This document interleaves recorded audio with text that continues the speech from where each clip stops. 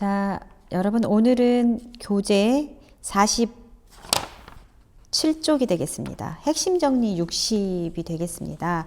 지금 우리가 이제 해방 이후에 우리나라 역사는 지금 현재 우리의 모습과 굉장히 직접적인 관련이 있는 사안이기도 한데, 여러분들이 아마 초등학교, 중학교를 거치면서 제대로 수업이 됐을지 선생님이 좀 염려되는 단원이에요. 아마 이제 보통 학기 말에 이루어지다 보니까 아무래도 수업이 조금 소홀해져서 학생들이 막연하게 대충 알고 있는 경우가 많습니다. 아마 선생님이 단언컨대 여러분들이 대한민국의 시작이라고 할 수 있는 이 시대의 역사를 고등학교에서만큼 제대로 배우기는 어려울 거라는 생각이 들어요. 특별히 개인적인 관심이 있는 학생들은 얼마든지 공부할 수 있겠지만 그렇지 않는 학생들은 아마 이게 마지막이 되지 않을까 싶은데요. 꼭 내신 공부만을 위해서가 아니라 지금 현재 우리는 대한민국 국민이잖아. 그래서 지금 대한민국의 역사를 아는 거, 삼국, 고려 이 역사보다 어쩌면 지금의 우리 역사를 아는 게 더 중요하죠. 이제 그런 차원에서 조금 더 성의 있게 수업에 집중했으면 좋겠습니다. 지난 시간에 이제 대한민국 정부 수립, 그 다음에 조선민주주의 인민공화국 북한 정권의 수립에 대해서 우리가 살펴봤습니다.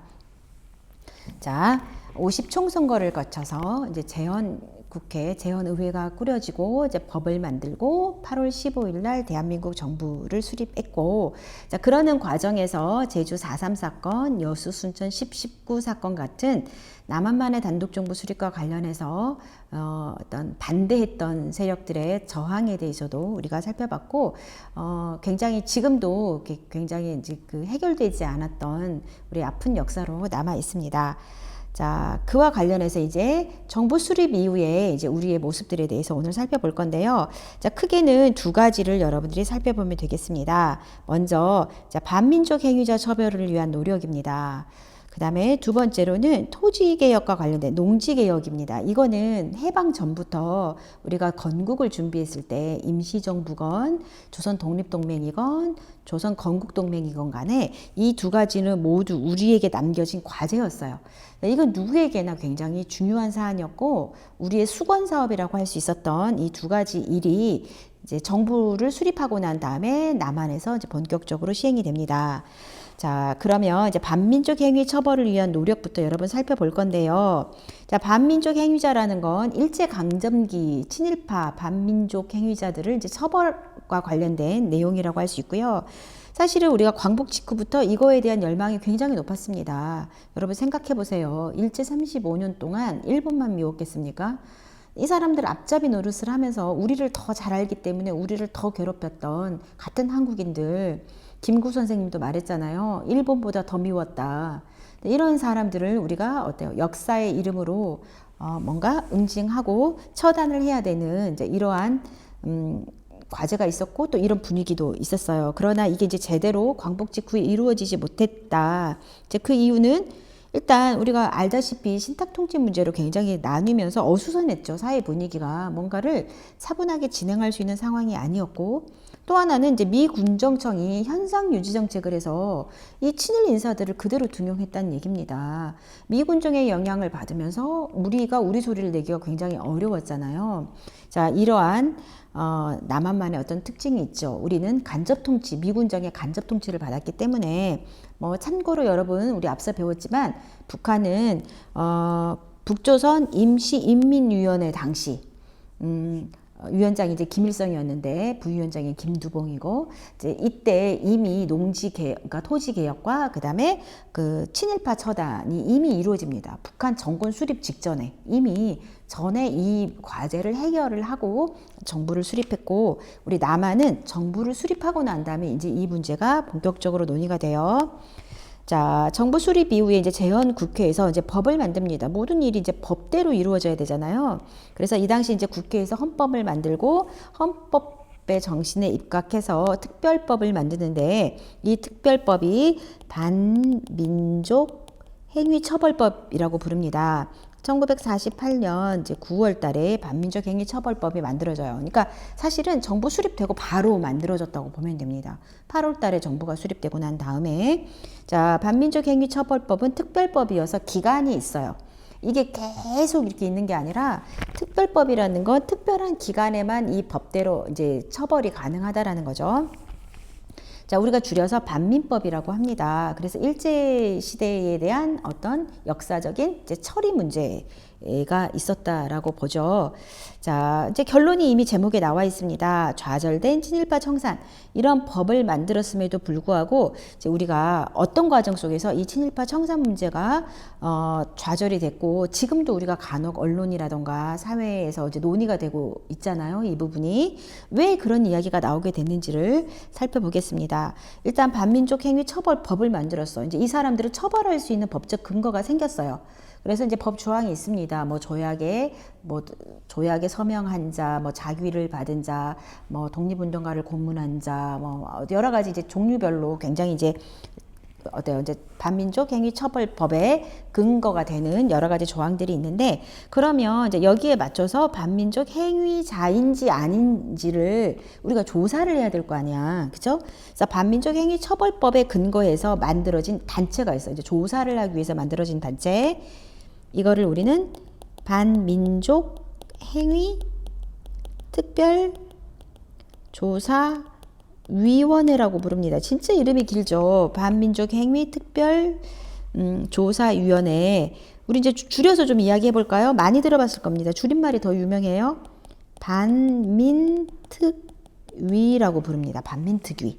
자, 그래서 이 반민족 행위 반민특위 이렇게 부르는 거죠.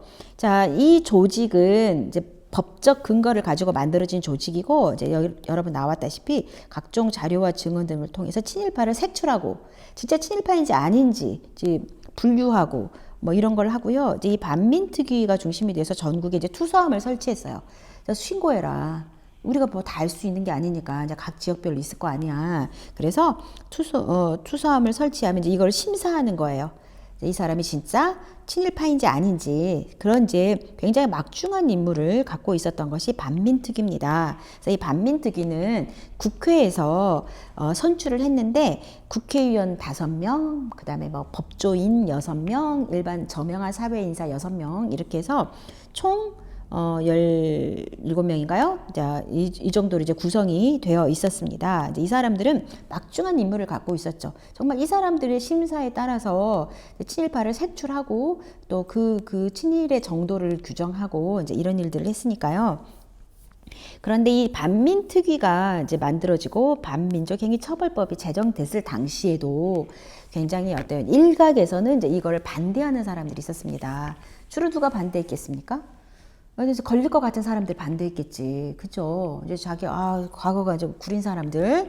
이런 사람들은 이제 이걸 어떤 식으로 반대를 하느냐. 이게 반민족 행위 처벌법을 추진하는 사람들, 이제 이거를 이렇게 하려고 하는 사람들, 이런 사람들은 다 좌익이다. 이 지금 공산주의자들의 공산주의자들이 이런 일들을 이렇게 주동한다고 하면서 이렇게 이거를 뭐예요? 이 반민족 행위자의 처벌과 관련된 일을 공산주의자의 행위로 이렇게 몰아가는 겁니다. 이념화 또 시키는 거죠. 정말 문제가 많아. 우리나라는 툭하면 이제 빨갱이 공산당 이렇게 나오는 거예요. 자기들의 어떤 죄를 심판받지 않기 위해서 이거를 이념 논쟁화 시키는 이런 성향이 또 나타났어요. 자, 특히 이승만 정부, 지금 여러분 이 재헌의회는, 재헌국회는 알다시피 임시정부 계열이라든가 중도 세력들이 다 빠지고 국회의원이 선출이 됐잖아요. 그쵸? 단독정부 수립에 반대했던 사람들은 다 빠져 있고 주로 이제 이승만과 생각이 비슷한 사람들이 이제 주를 이뤘다라고 보면 됩니다. 그럼에도 불구하고 이 반민족 행위 이 처벌법이 통과될 정도였으면 정말 이거는 엄청난 수건 사업이었다라는 거죠. 이승만 정부는 공개적으로 반발을 합니다. 이승만이 이 반민족 행위 처벌과 관련해서 공식적으로 그 반발의 의사를 표명한 게 5번이 넘어요. 이 정도로 이제 이승만 정부가 왜 반발을 했느냐? 공식적인 이유는 반공이 더 중요하다고 봤습니다. 공산주의가 지금 남한 내에 공산주의 세력들이 너무 많은데 이 사람들을 색출하는 것이 중요하지 과거에 어떤 문제를 일으켰던 사람들을 색출하는 것보다 이게 더 중요하다라고 봤어요. 자, 그러면서 이승만은 이게 이제 반민족행위 특별조사위원회에서 설령 이 사람들이 반민족 행위자라고 이제 나온다 하더라도 이거에 대한 견해가 다 다를 수 있다. 그러니까 이 사람을 바라보는 견해가 다를 수 있고 또 우리나라는 인재도 부족하다. 지금 일제강점기 때 일했던 사람들이 지금 한 명이라도 경험자들이 중요한데 이런 사람들 다 색출해서 자르면 인재도 너무 부족한 상황이고 지금 우리는 분열될 때가 아니고 힘을 모아야 할 때고 특히 38도선을 경계로 지금 분단되어 있는 상태이기 때문에 우리는 우리끼리 통합을 해야 되니까 과거 일을 들쑤시지 말자. 뭐 이런 논리로 이승만 정부가 반발을 했습니다. 공개적으로 막 반발을 했어요. 따라서 이승만 정부는 이 반민특위 활동을 공식적으로 방해합니다. 그러니까 예컨대 아까 말했죠. 반민특위에서 활동하는 사람 중에 국회의원이 5명이 있는데 젊은 국회의원 3명을 공산주의자로 몰아갑니다.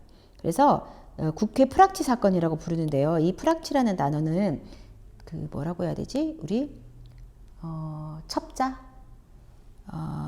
간첩 뭐 이런 거예요. 그러니까 이 프락치가 뭐냐면 끈앞풀 이런 거야. 그러니까 북한의 지령을 받은 사람들이 국회의원이 돼서 지금 활동한다. 이렇게 그래서 이 사람을 북한의 어떤 북한을 배후에 둔 일종의 간첩으로 몰아간 겁니다. 국회의원. 그러니까 하필 이 간첩으로 몰아간 사람이 다 어떤 사람들이야? 반민특위에서 활동했던 국회의원들. 이 사람들을 간첩으로 몰아서 어때요? 구속시켜버려. 국회의원을. 그리고 일부 경찰들이 반민특위 사무실을 습격합니다. 그 반민특위 사무실을 습격하는데 왜 경찰들이 이렇게 반발을 많이 했냐면 이승만 정권 때 경찰들이 사실 과거 일제강점기 때 경찰 출신들이 굉장히 많아요. 그러니까 이 사람들이 사실은 반민특위 활동에 있어서 이제 타겟이 되는 사람들이 굉장히 많았기 때문에 자기들의 어떤 지위를 보장해달라 막 이러면서 어때요? 이제 반민특위 사무실을 습격하는 등 여러 가지로 어때요? 공개적인 방해 활동을 펼칩니다. 뿐만 아니라 국회도 이제 어때요? 좀 소극적인 모습을 보입니다. 자, 동그라미 4번에 들어갈 내용이 반민법 우리 이걸 개정해요. 원래 반민법은 1948년 이제 9월 달에 만들어져서 본격적인 활동은 49년 1월부터 했습니다. 이제 반민특위 그 활동이 1월부터 이제 정보를 모으고 일제 강점기에 참여했던 사람들 이렇게 했는데 원래 반민법을 만들 때 이 반민법의 유효 기간이 특별법이니까 50년 6월까지를 기간으로 정했는데 그거를 거의 어때요? 1년여를 단축시켜버려.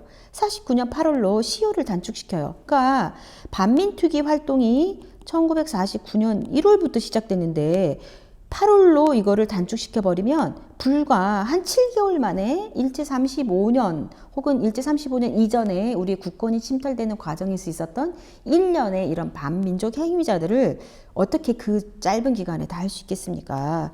그래서 국회도 이제 이렇게 법 개정을 해서 이 반민특위 활동을 어때요? 무력화시키고 자, 결과를 보겠습니다. 자, 반민특위 활동의 결과를 보겠습니다. 총 682건의 친일 행위를 조사를 했다고 합니다. 조족지열이죠. 세 발의 피입니다.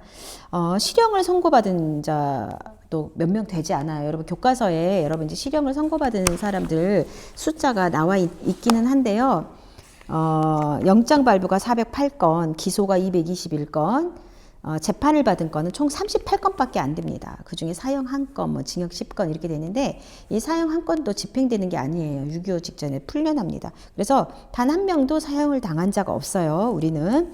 자, 결국은 그냥 뭔가 흉내만 내다가 끝낸 거예요. 뭔가 이제 이 일을 하지 않을 수는 없을 것 같고 해방 직후에 민심 때문에 하기는 하되 거의 무력화된 형태로 이게 이렇게 끝나버렸다는 얘기입니다.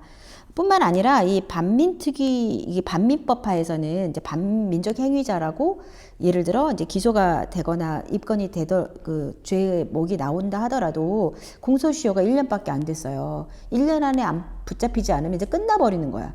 그러니까 굉장히 지금 생각하면 너무나 허술한 법이었고, 그나마도 이 허술한 법도 제대로 적용되지 못했던 이제 이런 과정을 거쳤다라는 겁니다. 결론은 이런 거죠. 친일파 청사는 우리 손으로 우리가 좌절시켰습니다.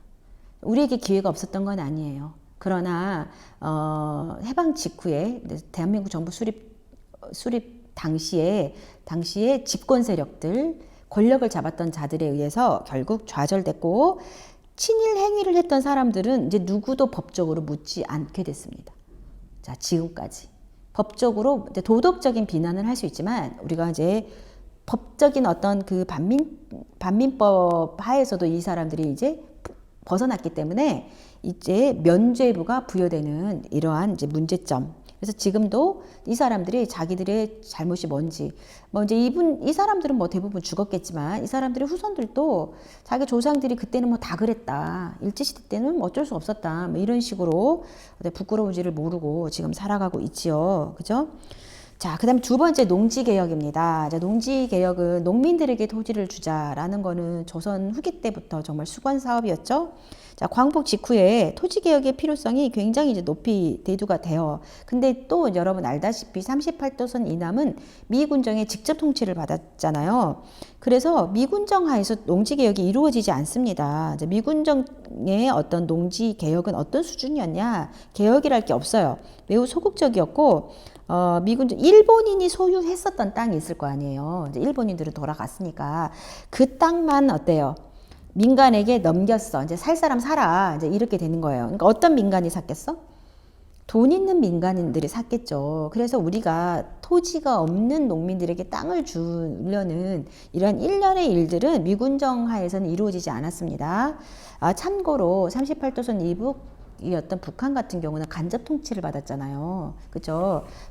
북조선 임시인민위원회 김일성이 이제 주도했던 거기에서 이미 이제 무상 몰수, 무상 분배 원칙에 따라서 이루어졌다고 우리 앞서 배웠죠. 그죠? 자, 우리는 대한민국 정부에서 이제 이 일을 하게 된 거예요. 결국 미 군정 하에서 이루어질 수가 없었기 때문에. 그래서 역시 이것도 이제 법이 있어야 되죠. 재헌국회에서 농지개혁법이라는 것을 제정을 해서 농지개혁을 단행을 합니다. 그래서 이제 상한선을 둬요. 개인당 소유할 수 있는 토지의 상한선을 둬요. 그 이상 토지를 갖고 있는 사람은 무조건 팔아야 되는 겁니다. 이걸 이제 정부가 사는 거예요. 그래서 토지가 없는 사람들에게 이거를 이제 파는 건데, 그래서 이제 지주라는 게 나올 수가 없는 구조죠. 이 삼정보라는 토지가 한 이 정도 된다는데 이 이상을 소유할 수 없게 이렇게 이제 법적으로 상한선을 정해 놓은 거예요. 그래서 이제 초과된 토지는 정부가 사서 이제 농민들에게 토지가 이 삼정보 정도를 갖고 있지 못한 농민들에게 파는 거죠. 이제 분배하는 형식이었고, 이게 유상 매입, 유상 분배야. 그러니까 돈 주고 샀고 돈 주고 팔았어요. 물론 이제 고가는 아니었지만 어쨌든 돈이 있어야 살 수 있었고, 돈을 받고 이제 팔았고, 이런 형식이었어요. 이거 잘못 나왔죠. 이거 북한이에요. 자, 북한과 대한민국 정부의 토지개혁, 농지개혁의 차이를 이렇게 이제 비교해놨습니다. 자, 일단 대한민국의 정부는 농지개혁법이에요. 그러니까 농사 짓는 땅에 한정됐습니다. 자, 반면에 북한 같은 경우는 전 토지야. 그냥 땅이야, 땅. 산이든 뭐 이런 거 전부 상관없어. 산이랑 이런 거 다 포함된 거고, 우리는 농지로 규정되어 있는 거, 뭐 논이나 밭이나 이런 걸 말하는 거예요.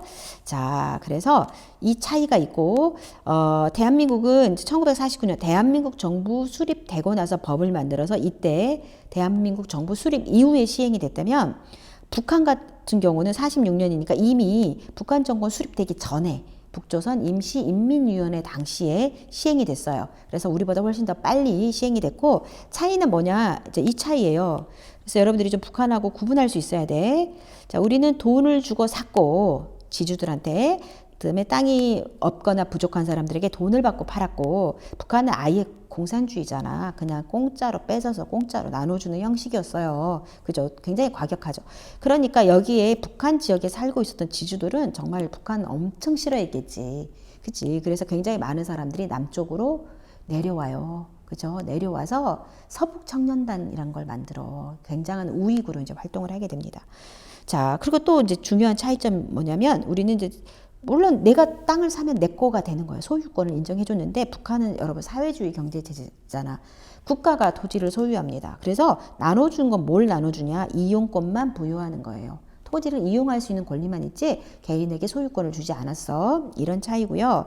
자, 토지의 상한선도 좀 차이가 있지요. 그죠? 이건 이제 북한 같은 경우는 이제 개인 소유가 안 되기 때문에 좀 더 상한선을 높이 뒀어요. 자, 결과를 보도록 하겠습니다. 자, 농지 개혁의 결과 이제 지주 계급, 우리가 소위 말하는 정말 어마어마한 땅을 가진 사람들. 이 동네 이 지역은 이 사람 땅을 밟지 않고서는 뭐 돌아다닐 수가 없어 하는 그런 지주들은 사라집니다. 이런 계급이 이제 소멸되고 대다수의 농민들이 어때요? 작으나마 자기의 농지를 소유할 수 있게 됐어요. 긍정적인 측면이죠. 그래서 사회적 갈등이 상당 부분 해소될 수 있었습니다. 토지 소유 불균등으로 인한 일제강점기보다 훨씬 나아진 형태가 됐어요. 그런데 모든 제도라든 게 이제 완벽하진 않죠. 이제 한계가 있습니다. 이 한계는 뭐냐? 이 농지개혁법이 만들어지는 과정에서 이미 이 정보들이 많이 흘러나가요. 이런 일들이 있을 것이다. 그래서 상당히 많은 지주들은 미리 토지를 처분해 버립니다. 그러니까 이 시장에, 그러니까 예를 들어 농지개혁법이 시행이 되면 많은 지주들이 자기 땅을 다 내놔야 되면 토지 가격이 떨어지잖아.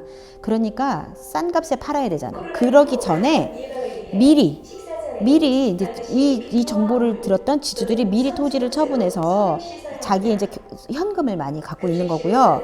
그 다음에 편법 동원이라는 건 이제 다른 사람 이름으로 막 이렇게 차명으로 이제 토지를 소유하는 경우도 많았고, 또 하나는 여기에서는 농지만 해당이 됐기 때문에 자기가 땅을 팔고 산이라던가 농지가 아닌 상업시설이라던가 도시에 있는 땅이라던가 이런 것들은 얼마든지 살 수 있었어요. 그죠? 농경지가 아닌 땅, 주택 택지라던가 이런 것들은 다 구입할 수 있었어. 그래서 좀 이런 한계가 있었고, 또 하나는 이게 이제 진행되는 도중에 6.25가 터지죠. 이게 1949년부터 이제 시행이 된 거라. 자, 그래서 6.25로 인해서 이제 중간에 또 중단되는 이러한 어려움도 겪었어요. 이제 여러분 코로나 방송 때문에 집중력이 좀 떨어졌을 텐데, 그래도 이제 중요한 부분이니까 하도록 하고요.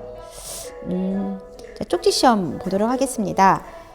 자, 재헌국회는 친일파 청산을 위해서 이제 법을 제정을 했습니다. 자, 반민법이라고 불리우죠. 줄여서 써도 됩니다. 반민족 행위 처벌법. 이게 이제 풀네임이죠. 그죠? 자, 이승만 정부는 이것이 우선이라고 주장하면서 공개적으로 이걸 반대했어요. 반공이 더, 공산주의를 반대하는 게 더 우선이라고 했고, 자, 재헌국회는 토지개혁을 위해서 우리가 만든 법이 뭐야? 농지개혁법이야. 농지개혁법. 토지개혁법이 아니에요. 농경지에 한정된 거였고요. 자, 우리는 가구당 토지 소유 상한선을 3정보로 제한했죠. 북한은 5정보였고. 자, 농지개혁은 유상 매입했고, 우리 남한은 또 유상 분배의 방식으로 추진됐다는 거. 자, 국회 프락치 사건은 반민특위위에서 활동했던 국회의원을 간첩으로 이제 몰았던 사건이죠. 자, 이거는 친일파 청산을 방해하기 위한 수단이었고, 자, 반민특위는 친일파를 색출하기 위해서 만들었고, 여러 가지 정보나 이런 것들을 이제 제보를 받았죠. 농지 개혁으로 인해서 지주 계급은 소멸됐습니다. 자, 미 군정청의 통치 정책은 친일파 청산이 어렵게 한 원인이 있었죠. 맞아요. 현상 유지 정책 때문에 어려웠습니다. 반민특위 활동은 이승만 정부의 방해로 큰 성과를 거두지 못했습니다. 이승만이 공개적으로 반대했습니다. 미 군정청은 토지 개혁에 대해 적극적인 입장을 취하지 않았죠. 일본인들이 소유했던 땅을 매각하는 정도밖에 되지 않았죠. 농지 개혁은 남한에 있는 모든 토지를 대상으로 실시한 게 아니었어요. 농지에만 한정이 됐어. 농지. 자, 일부 지주들은 편법을 동원하여 농지개혁법을 피해가기도 했습니다. 앞서 수업 시간에 이야기했어요. 농지개혁에 대한 설명으로 옳은 것을 모두 고르시오. 자, 농지를 대상으로 실시했다. 자, 지주계급 소멸이 되었고요. 자, 그 다음에 토지 소유 상한선을 제정했습니다. 무상몰수, 무상분배는 북한이죠. 자, 여기까지 하겠습니다. 수고했습니다.